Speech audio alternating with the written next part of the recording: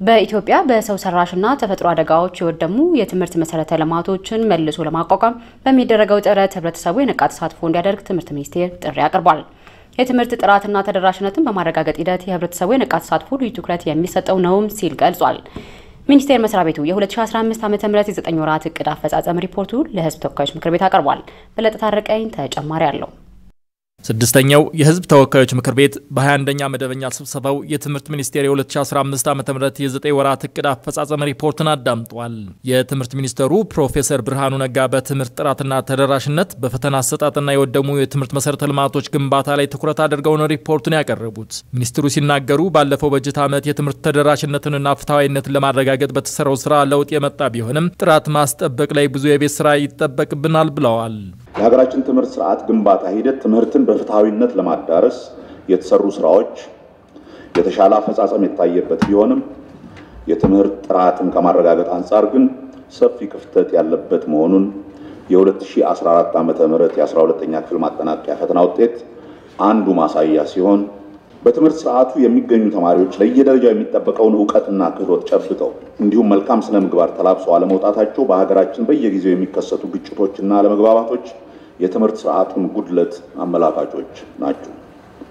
በመሆኑም የትምህርት ጥራት ጉድለት ለምን ብሎ በጥልቀት ምክንያቶችን በመገምገም በቀጣይ መፍታት እንዲቻል በፍኖተ ካርታው ምክረ ሐሳብ መሰረት ሰፊ ውይይት ተደርጎበት አዲሱ የትምህርትና ስልጠና ፖሊሲ በሚኒስትሮች ምክር ቤት ጸድቆ ከየካቲት 2015 ዓ.ም ጀምሮ ወደ ስራ ተገብቷል።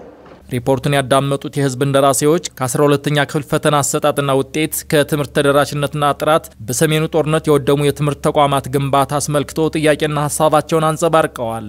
የትምህርት ቤቶች ደረጃና ጥራት ማሻሻል አኳያ በጦርነት ምክንያት ሙሉ በሙሉ የወደሙ ትምህርት ቤቶችን በተለያዩ አካባቢዎች ላይ ከመንግስት ከማህበረሰቡና የተለያዩ ለጋሽ ድርጅቶች በተለይም በአደጋ መከላከልና ዝግጁነት ኮሚሽን ሀብት በማሰባሰብ ትምህርት ቤቶች ለመገንባትና መልሶ ለማቋቋም ታቅዶ ትምህርት ቤቶች ተለይተው የተሰሩ እንደሆነ ይታወቃል። ነገር ግን ፍትሃዊነቱ እንዴት ነው የተረጋገጠ ያለው? ፈተና መፈተን የትምህርት ጥራት መገለጫ ነው ወይ የሚል ጥያቄ አለ። የፈተና ጥራት ጠብቆ ፈተናን መፈተን የትምህርት ጥራት መገለጫ ነው ወይ? ትምህርት ያላዩ ወረዳዎች አሉ። ዛሬ ድረስ መንገድ የሌላቸው ትምህርትን ያላዩ እንደ ሰሌኖኖ ያሉ ወረዳዎች አሉ። በመቱ አቅራቢያ ከዋና ከተማዋ 7 ኪሎ ሜትር ላይ የምትገኝ ከሚሴ የምትባል ከተማ ላይ ከ8ኛ ክፍል ወደ 10ኛ ክፍል እናሳድግ ተብሎ በቂ ክፍል ስላልለ በፈረቃ ነው ተማሪዎች የሚማሩት። ሚኒስትሩ ለተነሱ ጥያቄዎች ምላሽ የሰጡ ሲሆን በኢትዮጵያ በሰው ሰራሽና ተፈጥሮ አደጋዎች የወደሙ የትምህርት መሰረተ ልማቶችን መልሶ ለማቋቋም በሚደረገው ጥረት ህብረተሰቡ የነቃ ተሳትፎ እንዲያደርግ ጥሪ አቅርበዋል። በአጠቃላይ ማህበረሰቡን ያሳተፈና ያቀፈ ሰፊ በትምህርት ላይ ዘመቻ ለማካሄድ እንቅስቃሴ ልንጀምር ነው። ከአንድ ወር ተኩል በኋላ ፎርማሊ እናሳውቃለን። ጠቅላይ ሚኒስትሩም ራሳቸው በኃላፊነት የሚሳተፉበት እንቅስቃሴ ነው። ይሄን የምናደርገው እነኚህ 47000 ትምህርት ቤቶች እኛ እንደ መንግስት ገንዘብ አውጥተን እንስራው ብንል በፍጹም እንችለው ነገር አለ። ያም እናርግ ብንል ሁለት ጀነሬሽን ምናምን ነው ያስፈልገው። ስለዚህ እንደማንም ብለን ወገባችንን ተበቃርገን በጋራ መዝመት አለብን። የወደሙ ትምህርት ቤቶችን በሚመለከት እኛ የፈረሱትን ትምህርት ቤቶች በሚመለከት እኛ ያወጣናቸው 1300 ምናምን ያልናቸውን ሊስት የኛ አባሎች ሄደው ብቻ ሳይሆን የክልሉ ኃላፊዎች አጥንተው የሰጡን ላይ ተመስርተን ቅድሚያንም በሚመለከት ምን ጠይቀው ክልሎችን ነው የትኞቹ በቅድሚያ ቢኮዝ ባንዴ ሁሉንም መስራት ስለማንችል የትኞቹን ቅድሚያ ብንሰጥ ይሻላል በሚል እነሱ በሰጡን ዝርዝር ነው።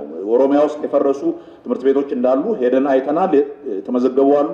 ገንዘቡ ሲገኝ ጊዜው ሲገኝ በየተራ እየሰራን እንሄዳለን። የትምህርት ጥራትና ተደራሽነትን በማረጋገጥ ሂደት የህብረተሰቡ የነቃ ተሳትፎ ልዩ ትኩረት የሚሰጠው እንደሆነም ተገልጿል። ምክር ቤቱ የራስ ገዝ ዩኒቨርሲቲ ለማቋቋም በሰው ሀብት ልማት ስራ ስምሪትና ቴክኖሎጂ ጉዳዮች ቋሚ ኮሚቴ የቀረበውን ረቂቅ ሐሳብ ምርምሮ አጽድቋል።